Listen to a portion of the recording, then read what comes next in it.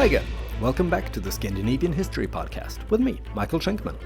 Last time, we followed Gustav Vasa's struggle for respectability. He hired people to advise him how to improve his court, he had everyone take etiquette lessons and dress in bright and practical clothes. He did manage to find a real princess to marry, and together they had a son, Eric. Unfortunately, Queen Catherine died young, and Gustav had to marry again.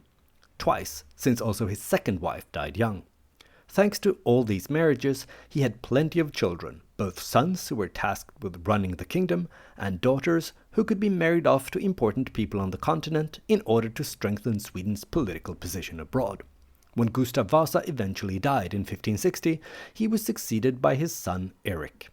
This wasn't much of a surprise, since Gustav had made sure to abolish the election of kings and instead turned Sweden into a hereditary monarchy and his own family into the only one that could inherit the crown.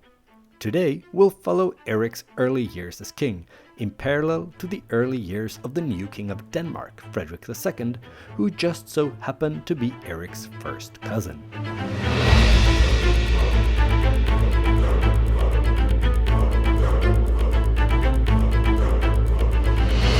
Episode 78, Kings, Cousins, Rivals.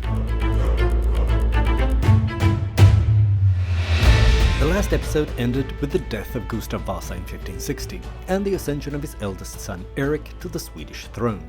By coincidence, King Christian III of Denmark had died the year before, 1559, leaving the Danish throne to his son Frederick.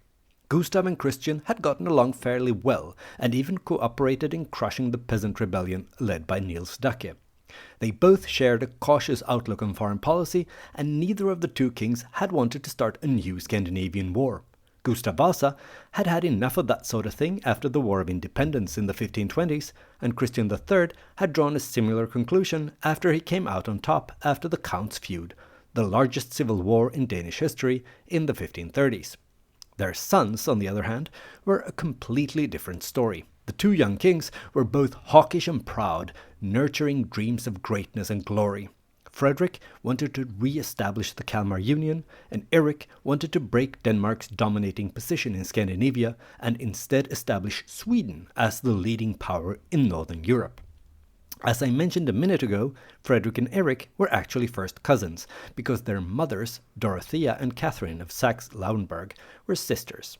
The mothers had actually been quite close as children, but the close family bond had withered when they were married off to two competing kingdoms, and then been broken off completely when Catherine died young, as we covered in the last episode.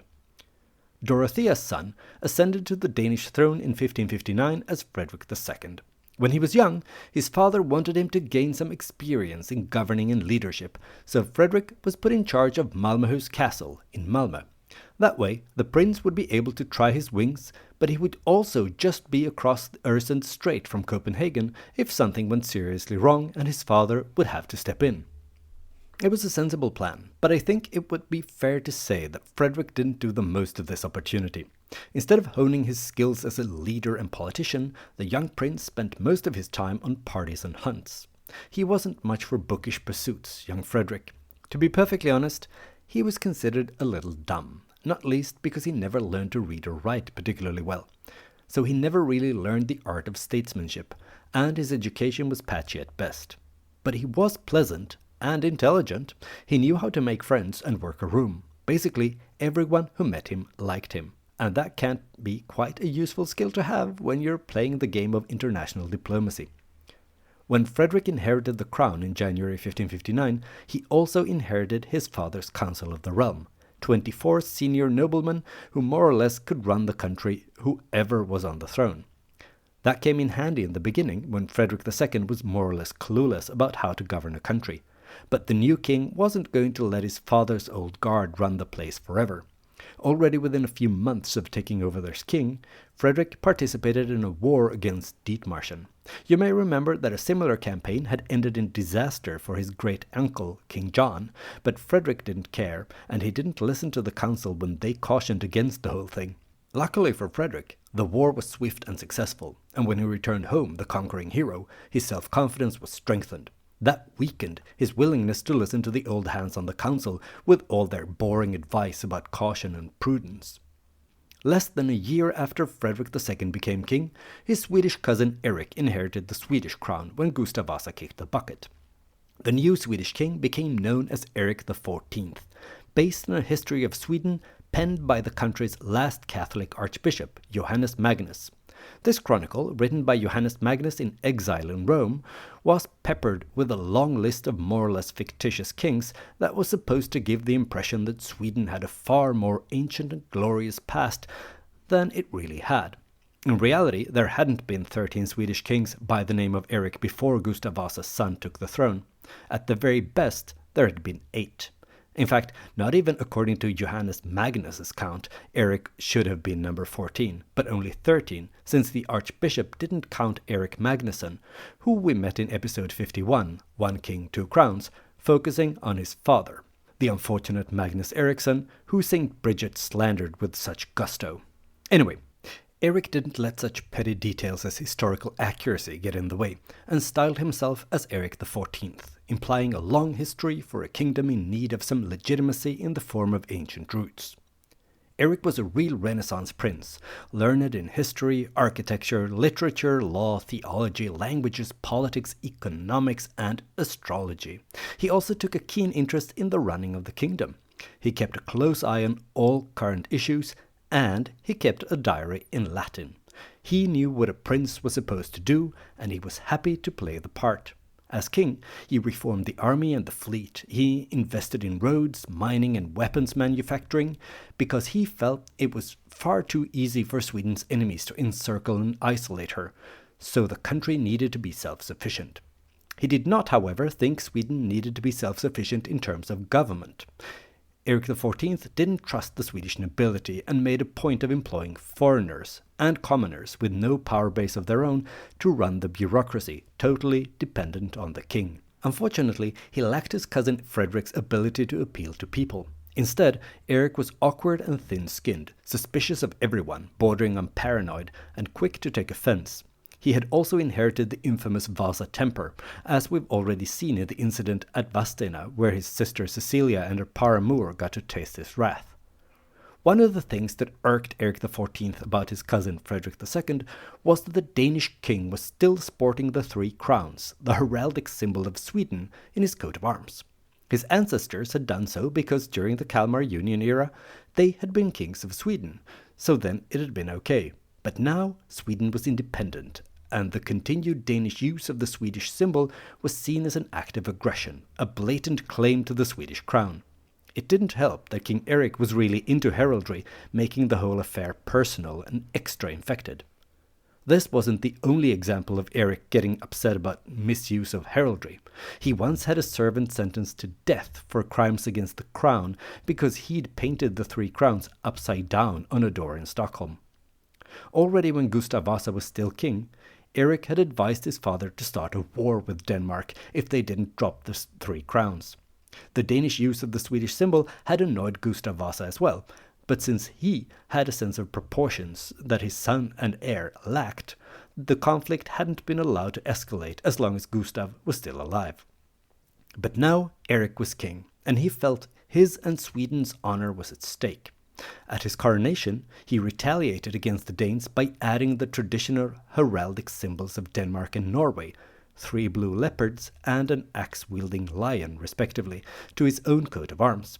King Frederick wasn't amused, and he sent an official emissary to Erik, asking him to stop using Frederick's cats. Erik, of course, refused. Tension was getting higher, and it was becoming increasingly clear that the 2 young crown cousins didn't share their father's restraint or their distaste for another Scandinavian war. And in the years after Frederick and Erik took over their respective thrones, Denmark and Sweden kept sliding closer and closer to open conflict. In the end, though, the heraldry spat wasn't the reason for the war, but the quarrel over the symbols made it easier to justify the conflict and to vilify the enemy.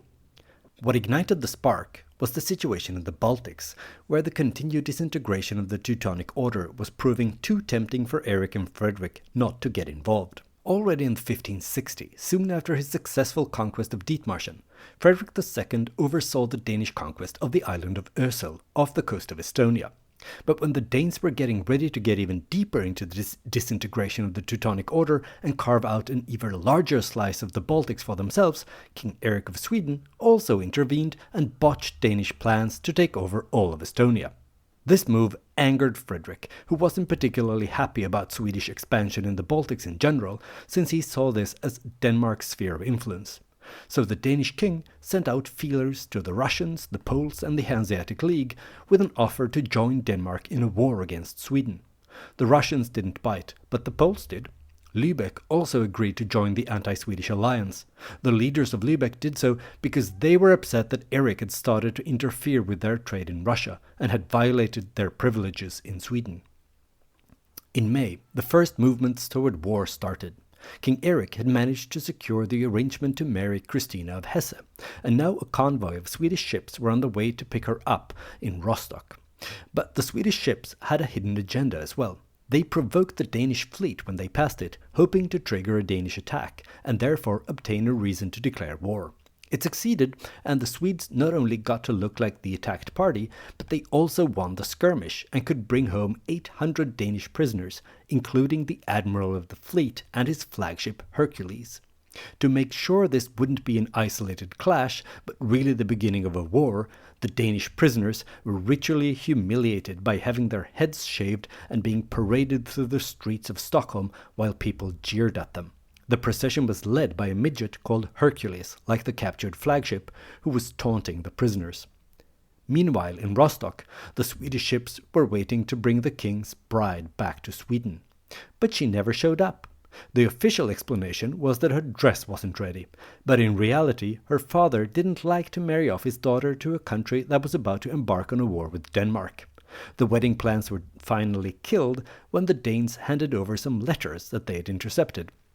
These were letters from Eric XIV to Queen Elizabeth of England.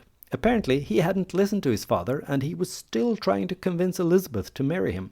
The Swedish king wrote that the proposal to Christina of Hesse was just a decoy, and that the one he really wanted was the Queen of England. The letter made Christina's father just as furious as the Danes had hoped, and he withdrew his consent for the marriage. Eric XIV had lost the chance to marry Christina of Hesse, but at least he did get the war he'd always wanted.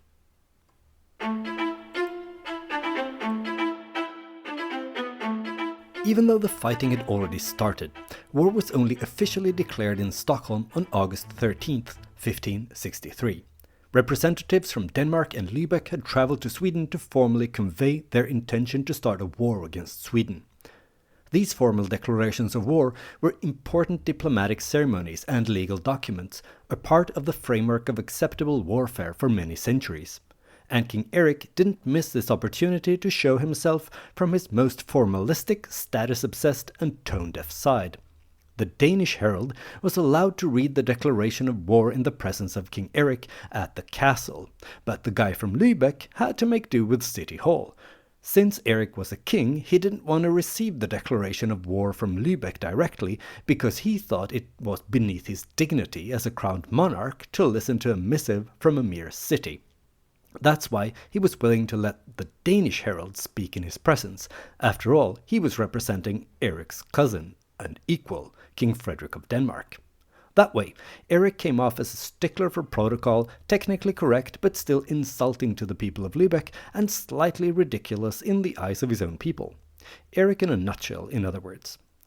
And the worst part was that his cousin Frederick didn't reciprocate the courtesy of Eric's listening to his declaration of war in person by going easy on the Swedes or anything like that. Instead, at the same time as the formal diplomatic side of things was taken care of in Stockholm, King Frederick and a Danish army crossed the border into Sweden and advanced up the west coast in the direction of Älvsborg Castle. Älvsborg Castle was situated at the point where the river Göta Älv met the sea. Here, Sweden had a narrow window directly to the North Sea, squeezed between Norway to the north and Denmark to the south. It's difficult to exaggerate the importance of this port to the Swedes, since it was the only harbor on the west coast.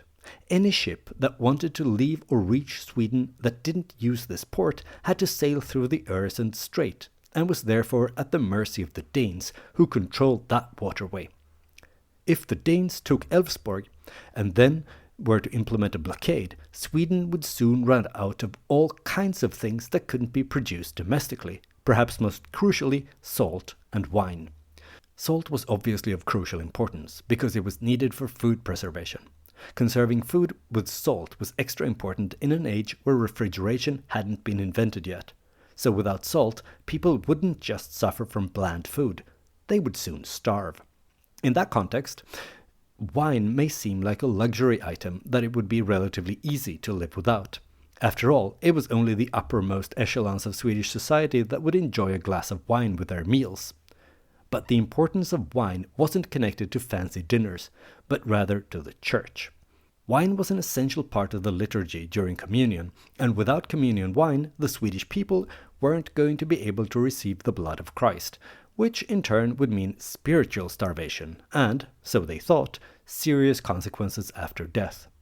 The difficulty in obtaining wine had always been an issue for the church in Scandinavia, and at times clerics in this part of the world had even suggested to the Pope that they should be allowed to serve their congregants the blood of Christ in the form of beer or even milk instead. The answer from the Vatican had always been an emphatic no to all the suggested alternatives to wine, and even though Sweden was no longer a Catholic country, wine was still seen as a must for communion by the Swedish Church. In other words, you'd be hard-pressed to overstate the importance of Älvsborg Castle to the Swedes. If the castle was to fall to the Danish forces, the only Swedish window to the west, the only port with independent access to the North Sea, would be slammed shut, and Sweden and its economy would be in the hands of King Frederick. Unfortunately for all the salt and wine lovers in Sweden, their king, Erik, wasn't paying attention to the Danish invasion. He was preoccupied with his younger half-brother John, the Duke of Finland. The previously chummy atmosphere between Erik and John had evaporated when John had gone and married without his brother Erik's consent. To make matters worse, John had married a Polish princess, Catherine Jagiellon. Poland was one of Sweden's rivals in the Baltic region, and a bond between John and Poland was a threat to Erik. At least that's the way Erik saw it. So the king decided to move against John before his brother would have the time to rebel against him. In June 1563, so just as the war with Denmark was heating up, Erik gathered the Riksdag and had them convict John of treason, condemning him to death. As soon as he had the legal side of things sorted, Erik sent troops to Finland where they laid siege to Turku Castle, where John and his new bride were busy enjoying marital bliss. Whatever Erik thought, John hadn't been preparing for a rebellion, and he was woefully unprepared for a siege. He soon had to give up, and he and his new wife were arrested and transported to Gripsholm Castle, where they were imprisoned. There, John and his wife Catherine were kept in total isolation. They weren't permitted to receive visitors or to communicate with the outside world in any way. Apart from that, they were treated well and lived comfortably inside the castle walls.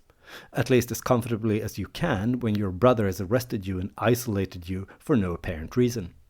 But still, they were better off than the 30 or so closest members of their court in Turku. King Erik had them all executed. As all of this family drama was taking place, a Danish army of some 25,000 professional mercenaries marched northward from Halland toward Älvsborg Castle. They reached the Swedish window to the west in the beginning of September, and after only 3 days of bombardment and a 6-hour assault on September 4th, the castle fell to the attackers. The window to the west had been slammed shut, and the Swedes were trapped in the Baltic Sea, right where King Frederick wanted them. Not only was this a military feat and a strategic victory of immense importance for the Danes, they also found plenty of loot in the conquered castle. When the war started, people living in the area surrounding Älvsborg had brought their gold, silver, salt, and other valuables to the castle for safekeeping. They assumed that the invading Danish army would plunder the region thoroughly, as invading armies always did. But they couldn't imagine that Älvsborg Castle would fall, so they had believed their treasures to be safe there. Just like the people who had lost all their salt and gold, King Erik was livid when he heard that Älvsborg Castle had fallen to the Danish invaders. The king blamed his commanders. They were incompetent, ignorant, lazy, or traitors, possibly all of the above. Obviously, it didn't occur to the king that his focus on sending troops to fight John in Finland and his general micromanaging had anything to do with the loss of Elfsborg. Erik decided that Sweden needed to go on the offensive and strike back at the Danes. And quickly. He assumed personal command of the armed forces and set out. His plan was to punch a new hole in the Danish wall, blocking Sweden from having access to the North Sea. He must have realized that it wasn't realistic to take back Elfsborg Castle, so he set his sights on a different and hopefully weaker target, the city of Halmstad, a port city roughly halfway between Malmö and Elfsborg Castle. Already on October 23rd, the Swedish army under the command of the king himself stood outside the walls of Halmstad. Erik and his troops had arrived fast, much faster than most people had expected. The city wasn't prepared for a prolonged siege, and the defenders were given the option to surrender, or else the Swedes would attack and take the city by storm. Halmstad was defended by only somewhere between 1,000 and 1,500 soldiers. They were faced with a task of enormous importance. They really needed to withstand the impending Swedish assault. If they didn't, King Frederick's plans would be ruined. Not only would Sweden regain a port with direct access to the North Sea and would thereby escape the Danish stranglehold, but if the Swedes managed to capture Halmstad, they would also cut off the army that was currently at Elfsborg Castle. Their road back to Denmark would be blocked, and they'd be stuck far from home in enemy territory. So the locals decided to take their chances. They refused the offer to surrender and instead blocked the city gates with earth and logs, hoping they'd be able to keep the Swedes out long enough for the Danish army to come and rescue them. Halmstad had been chosen as a target not only because it had a port, but also because it was relatively weak. There was no strong castle here that could defend the city against an attacking army. The Swedes should have been able to take the city relatively easily, as long as their military leadership had been competent. But the Swedish campaign wasn't managed particularly competently. King Erik had been in such a hurry to reach Halmstad that he and the bulk of the army had moved ahead, leaving the heavy artillery behind, struggling to advance along the poor roads. And without artillery, it would be tricky to take a walled city by storm, even a relatively poorly defended one like Halmstad. The fast-moving army hadn't taken enough provisions with it either, so their food supplies were also running low already after a few weeks. To make matters worse, the assault ladders that the Swedes had brought with them turned out to be too short, so they didn't reach all the way up the city walls. And when rumors reached the Swedish camp that the professional Danish army that had taken Elfsborg Castle was on the move southward toward Halmstad, the Swedes started to get worried. They needed to take the city now, or else they'd be in serious trouble. To buy some time, the Swedes tore down a bridge across the river north of the city to stop the Danish advance. The bulk of the Danish army did get stuck on the northern bank of the river, but King Frederick had himself ferried across, and then he managed to sneak into Halmstad. When the locals realized that the king himself had come to lead the defense of the city, their morale soared, and their resolve to resist the assault hardened even further. At the same time as Frederick took direct command of the defense of Halmstad, his cousin Erik was having a bit of a breakdown. He couldn't handle the stress brought on by the fact that his plans to take the city hadn't worked. He wasn't particularly good at thinking on his feet and adjusting to reality, so he panicked and withdrew back across the border to Småland. When the Swedish soldiers realized that the king had left them, their morale plummeted, and soon the Swedish soldiers were deserting en masse, trying to find their way across the border and back home. At that point, it was clear to everyone that the siege had failed, and the people left in charge of the Swedish army started to withdraw after the king. The retreat soon descended into something that looked more like a chaotic flight than an orderly withdrawal, and the Danes didn't hesitate to exploit the situation. A Danish force chased after the fleeing Swedes and caught up with them already some 15 kilometers northeast of Halmstad, close to the village of Mared. There, the Swedes stopped to offer battle on the afternoon of November 9th. The retreating Swedish force was much larger than the Danish one. Only 4,500 Danes were chasing the 12,000 Swedes, but the Swedes were tired, scared, and demoralized, not to mention that they weren't actually professional soldiers. Unlike the Danes, most of the Swedes didn't have much training or experience of warfare. The result of the battle was a resounding Danish victory. The battle at Mared could have crushed the Swedish army completely, but luckily for the Swedes, nightfall comes early in Scandinavia in November, so the Danes didn't have time to finish them off. Instead, the Swedes were able to sneak away under the cover of darkness and avoid a complete annihilation. But their escape came at a heavy price. They had to leave behind everything they couldn't move quickly, including most of their baggage and the cannon. As dawn broke on November 10th, and the Danish army realized that the Swedes were gone, they decided not to continue their pursuit of the fleeing Swedish forces.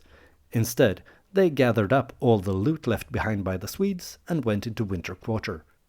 When King Eric heard what had happened after he had left the army, he was furious. And the poor showing in the war so far wasn't the only thing that angered the King of Sweden. He had also been informed that the peasants along the Norwegian-Swedish border in the region north of Elfsborg Castle had reached an agreement about a so-called border peace. The Swedish peasants even went as far as to send an official letter to King Eric, saying war couldn't be fought in their region because they had a deal with the Norwegians. Completely unsurprisingly, Eric did not accept this deal. And at least this was something he shared with his Danish cousin. King Frederick was furious when he heard that the Norwegians had refused to do guard duty on the border since they didn't recognize the war. Despite the anger of the two monarchs, this would not be the only border peace during this war. In 1564, peasants in the border region between Småland and Scania also made a similar deal. With time, though, the border peace agreements would crumble under pressure from above. But as late as 1566, some peasants were punished for having warned their neighbors on the other side of the border of an impending attack. Anyway, to sum up, 1563 had not been a year that had gone King Eric's way. He can't have been particularly pleased about the development of the war, as he celebrated Christmas in Stockholm with his whole family that year. That is, his whole family except his brother John and his Polish wife Catherine, who were still imprisoned at Gripsholm Castle. Their sisters had begged Eric to pardon their brother and his wife, but the king hadn't agreed. Instead, he had forbidden his family to even mention John's name. So one can imagine that the atmosphere probably was a bit awkward at that family gathering. Frederick II, on the other hand, had all the more reason to be optimistic as he was settling in to celebrate Christmas 1563. He had managed to sabotage his cousin Eric's attempts to marry Christina of Hesse. His army had captured Elfsborg Castle and thereby blocked Sweden's one and only direct access to the North Sea. The country was now at Denmark's mercy in terms of its trade contacts with the continent. And when the Swedes had made a poorly planned and amateurishly executed attempt at gaining an alternative port by taking Halmstad, the Danes hadn't only repelled the attack, they had crushed a large part of the Swedish army and taken its baggage train and most of its artillery. Denmark seemed poised to gain a quick and total victory against Sweden in this war. Frederick couldn't wait for the fighting season of 1564 to get going, so he'd be able to deal his cousin the last fatal blow. Who knew? Perhaps the Danish triumph would be so total that it would lead to Sweden's collapse and the re-establishment of the Kalmar Union under Frederick's rule. Next time, we'll see what came of Frederick's high hopes when our story of this conflict between the cousins continues. I hope you enjoyed this episode of the Scandinavian History Podcast. If you did, why not spread the word wherever you congregate with others who are also into Scandinavian history? Also, please consider leaving a stellar review, or at least 5 stars, on Apple Podcasts or Spotify, where you can rate podcasts nowadays. This is an excellent way to attract new listeners and to support the show. Another good way to support the show is to purchase some Scandinavian history-themed merch in the Scandinavian History Podcast webshop. I especially recommend something from the Odin's Lifehack collection. It's a line of merch with quotes from Havamal, accredited to the King of the Gods. You can get t-shirts, mugs, tote bags, and many other items with nuggets of Scandinavian wisdom, such as "Wake up early if you want another man's land or life," "Only fools hope to live forever by avoiding enemies," or "Speak useful words or be silent." Links to these amazing products and more can be found on the Scandinavian History Podcast Facebook page or on Twitter, or X as it's called these days. If you haven't already, then please go to facebook.com/Scandinavian History Podcast. Like and follow the page if you want to shop or if you just crave more content at least vaguely related to Scandinavian history. Via the Facebook page, you can also send me questions or angry messages about things I've said or not said on the show. If you prefer Twitter or X, then you can follow me and send me messages at Schenkman. That's SHAINKMAN. I look forward to hearing from you.